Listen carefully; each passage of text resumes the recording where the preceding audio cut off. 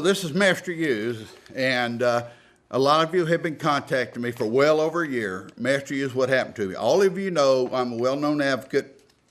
In fact, if you do some background checking on me, you can find out quite a bit about me. And most certainly anti-corruption. And a lot of you had written me and said, why haven't we been hearing from you? Why haven't we heard about your advocacy stopping immigration fraud? Why haven't we heard more about...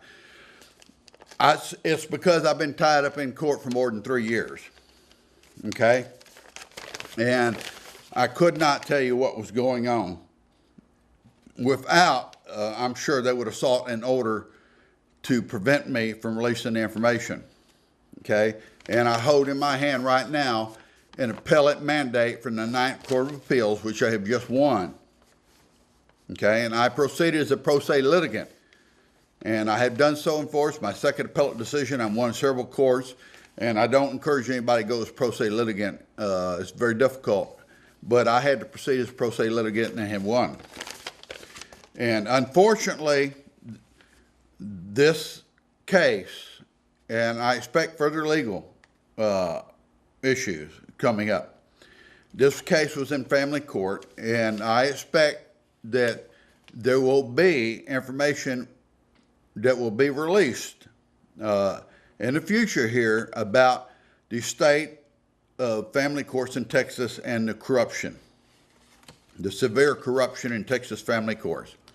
Now, when I say that, I want to clarify, I'm not referring necessarily to the judge's corruption, but there is a huge amount of corruption with Texas attorneys. And I'm not particularly claiming any particular attorney is corrupt. I'm just going to state the facts. And the facts were that they used against me evidence that was fabricated, it was created, it was false, and they used it against me in court. And when they got caught, when they found out that the evidence could be proven that it was fabricated evidence, which is a crime in the state of Texas, the evidence was destroyed, which is also a crime in the state of Texas. But as we know, the good old boy system here tends to look the other way on a whole lot of stuff with the lawyers, and the lawyers have very few ethics anymore in Texas.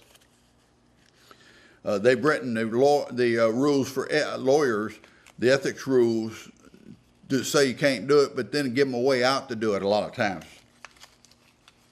So I have been tied up for that extensively, acting as pro se litigant. I proved that the evidence was fabricated. I proved that the evidence had been destroyed and that they kept it secret from the judge. So I'm not necessarily blaming the judge in this case at this point, because they did, in fact, to my knowledge, keep it secret from the judge, and they continued litigating for the other party, even though they knew or should have known that the evidence was fabricated, that the testimony was perjurious, and it goes on. This is a really, really, really bad case. And so I expect in the future there will be a release of information to the public about this. And I can't say a whole lot right now because I am due back in court because of this appellate mandate from the Ninth Court of Appeals. And I'll wait to see what kind of stunts are pulled then. I'm supposed to receive a large amount of money back. And we're going to see if the court issues that judgment fairly, or if they decide to find a way to not only give me part of it. If so, we will be probably going to federal court, and I'll be contacting a legal team to assist me in that. But that is why you have not heard much from me for an extended period of time. I've been going through it, and as a Texas father and as a Texas man, I stood firm in front of the court. I did not do any wrong. I have proved that they did wrong. They fabricated evidence. They committed perjury, They committed aggravated perjury. They hid the fact that a large amount of money was stolen and that they were using the court, the family court, to hide the fact that this money was stolen from me. And so there were all sorts of false allegations made against me, and I have destroyed every allegation. There was no truth to any allegations against me in family court. And of course, there has been some criminal investigations that have gone on.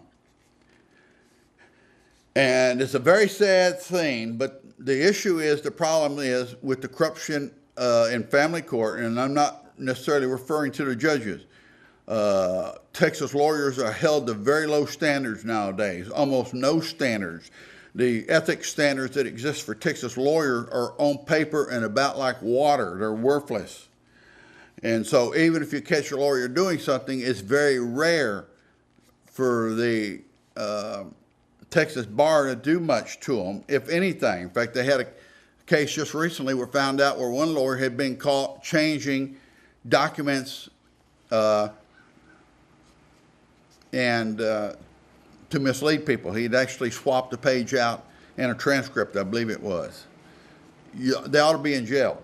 They ought to be in jail. We need to start putting these lawyers in jail, because now the other party in my suit may face not only legal action, they may face a lawsuit by me, because I can prove that the evidence was fabricated, that they knew it was fabricated, that they acted to deprive me of my constitutional rights, and there was a conspiracy to do so. And so any of you guys that are lawyers here in Texas that like to get into this stuff, contact me. Okay, if you can't find a contact on YouTube, you can go to master-use.com and contact me. And I believe there's going to be other information released on this. The corruption, and this is a very, very sad case. It breaks my heart, to be honest with you. And I stood firm as a Texas man, as a father. I've had enough. And other Texas men have had enough about the biased Texas courts in Texas. Okay? And we've all dealt with it. A lot of men have dealt with it. It's nothing but a money game for lawyers. It's nothing but actually hidden alimony. This supposed child support is nothing but hidden alimony, because rarely do the children get it. So anyway, that's all I'm going to say at this time, because I'm still before the court. And again, I am not saying the judge is corrupt. I most certainly am saying that the other party committed crimes in relation to evidence that was provided against me, knowingly did so, willingly did so, and the lawyers knew it. Okay, so this is Master Use. I, as an advocate in the United States, fight on. And if there's anybody can help, if there's anybody that would like to provide some funds for legal funds, if there's an attorney here in the Houston area that would like to get involved in this, I've got a case. I've got a case that just tops the charts, and that's why there's going to be a release on information on it later. This is Master Use. I have not forgotten you guys. I have not forgotten my fraud, fight against the immigration fraud. We are slowly winning the battle. It is difficult to overcome corruption that was deeply rooted, and unfortunately, it's gotten very corrupt. It's gotten very corrupt here in the U.S., but we as citizens are partly responsible for that, because we tolerate the corruption, and we tolerate the lies, and we tolerate the false news. This is Master Use, fighting on. Thank you. You can contact me, like I said, master-use.com website. There's an email link on there, or through YouTube. If you're a lawyer, please feel free to contact me, especially if you litigate in federal court, because I think we may be going to federal court on this, because it's so bad there's a constitutional issue involved. Anyway, thank you very much. Bye-bye.